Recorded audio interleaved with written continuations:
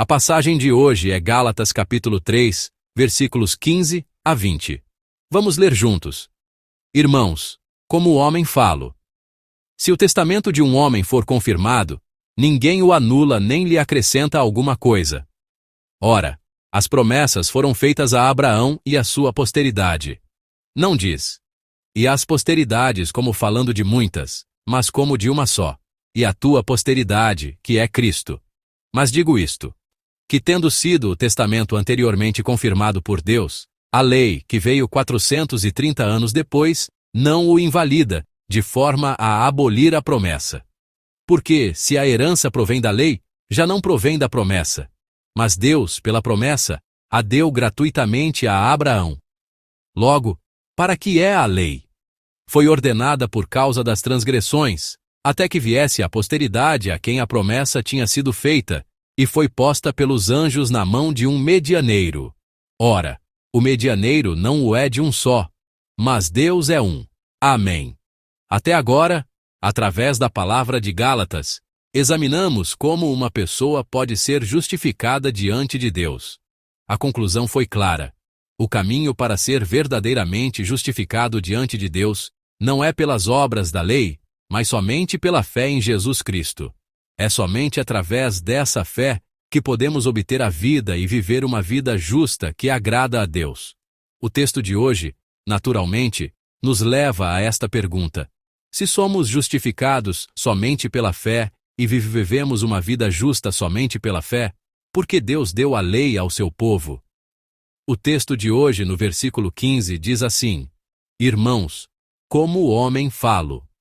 Em outras palavras, se o testamento de um homem, mesmo a aliança estabelecida por um homem, um testamento, uma vez confirmada, ninguém pode arbitrariamente acrescentar, subtrair ou anulá-la. Paulo nos pergunta: quanto mais uma aliança estabelecida por Deus poderia ser alterada ou anulada por qualquer evento posterior? Em seguida, o versículo 16 diz: não diz, e às posteridades como falando de muitas, mas como de uma só. Amém. Em outras palavras, o que nos justifica é somente a fé, e essa fé é, em primeiro lugar, a fé de Abraão, a fé pela qual ele foi considerado justo. E Deus promete conceder essa mesma bênção a todos os seus descendentes que continuassem na fé de Abraão, o que inclui até mesmo os gentios. Mas o ponto central é este: a promessa não se refere a posteridades, no plural, mas a uma única posteridade, que é Cristo. É através de Cristo, o descendente de Abraão, que somos justificados. Resumindo, Paulo afirma claramente que uma pessoa é justificada pela fé que Abraão teve e pela fé em Jesus Cristo, que veio como seu descendente. E no versículo 17, ele declara mais uma vez: mas digo isto, que tendo sido o testamento anteriormente confirmado por Deus, a lei, que veio 430 anos depois, não o invalida, de forma a abolir a promessa. Amém. A aliança da fé dada a Abraão, a promessa de que será salvo pela fé, foi confirmada 430 anos antes da lei ser entregue. Paulo registra que nenhuma lei pode anular esta aliança pré-existente. Nossa justificação é edificada somente sobre a promessa de Deus, recebida pela fé. Então, outra pergunta surge: se somos justificados pela fé de Abraão e alcançamos a salvação pela fé em Jesus Cristo, por que Deus colocou Moisés e a lei entre Abraão e Cristo? Poderíamos ter ido diretamente de Abraão a Cristo? Por que tivemos que passar pela lei? Essa é a questão. O texto de hoje nos diz claramente o motivo. A lei foi dada para revelar o pecado. Vejamos o que diz o versículo 19. Logo, para que é a lei? Foi ordenada por causa das transgressões, até que viesse a posteridade a quem a promessa tinha sido feita, e foi posta pelos anjos na mão de um medianeiro. Amém. Pelos anjos. E um medianeiro, que se refere a Moisés. Paulo afirma claramente que o propósito de dar a lei foi fazer com que o pecado se manifestasse como pecado. Se lermos este versículo numa tradução mais moderna, a mensagem se torna ainda mais clara. Então, qual é o propósito da lei? Foi acrescentada para nos fazer perceber o que é o pecado, até que viesse aquele a quem a promessa foi feita. Romanos capítulo 4, versículo 15, explica da mesma forma. Porque a lei opera a ira, porque onde não há lei também não há transgressão. Onde não há lei, não há transgressão, diz Paulo. Sem a lei, o pecado não é revelado.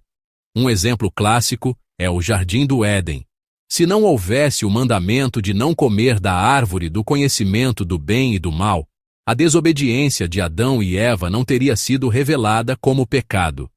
No entanto, porque havia um mandamento de Deus, aquele ato foi exposto como pecado. A lei cumpre essa função de revelar o pecado.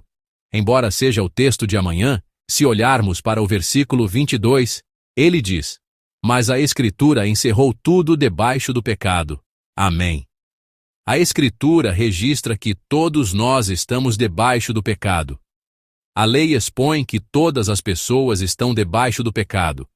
Ela não apenas revela que o pecado está no mundo, mas afirma claramente que o pecado está em mim, no meu coração.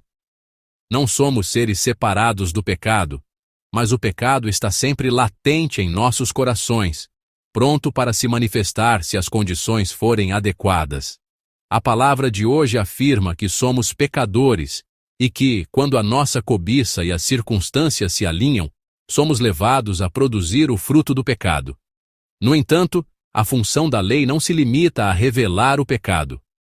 A lei nos leva a um desespero completo, a reconhecer: sou um pecador impuro e incapaz de me reerguer. Mas no final, ela nos conduz diante de Jesus, que é a nossa única esperança. A vida de Abraão é uma prova disso. Aos 75 anos ele recebeu a promessa de Deus de que teria um filho. No entanto, foi somente aos 100 anos que ele teve Isaque.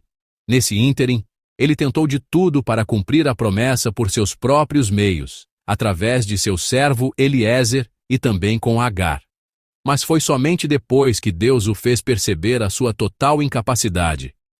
Não posso gerar vida, nada posso fazer, a não ser me prostrar diante de Deus. Que Deus, como se estivesse esperando por esse momento de desespero, lhe deu Isaque.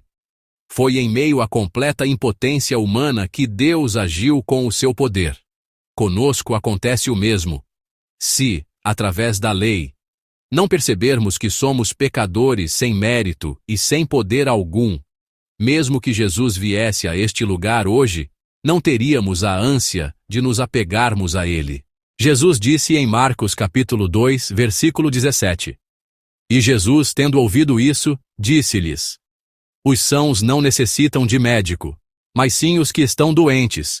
Eu não vim chamar os justos, mas sim os pecadores. Amém.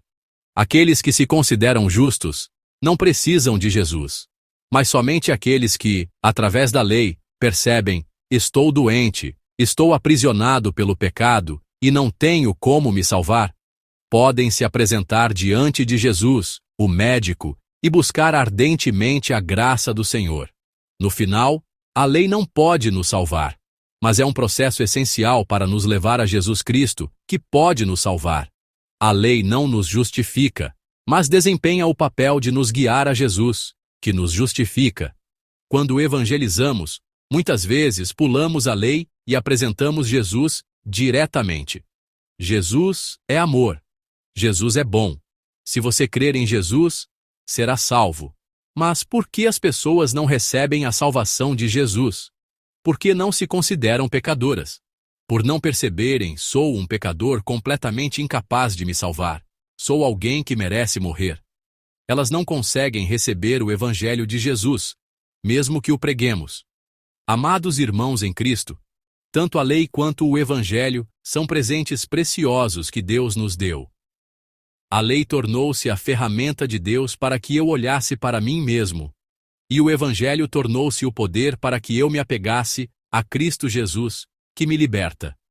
Portanto, a lei não deve ser vista como inútil. A lei e o Evangelho são juntos as ferramentas de Deus que nos conduzem à salvação. Amados irmãos em Cristo, No dia de hoje, que possamos, através da palavra, encarar a nossa real condição. Somos pecadores, estamos arruinados, e sem Jesus, não temos poder algum para nos salvar. E nesse lugar de desespero, que a fé em Jesus seja a nossa força para viver. Que essa fé, que nos liberta e nos concede salvação e vida através do Evangelho, floresça como uma pequena flor em meio à nossa fraqueza. É a fé no Cristo que se aproxima de nós quando estamos arruinados e nada podemos fazer. Oro para que essa seja a nossa realidade, em nome do Senhor. Amém.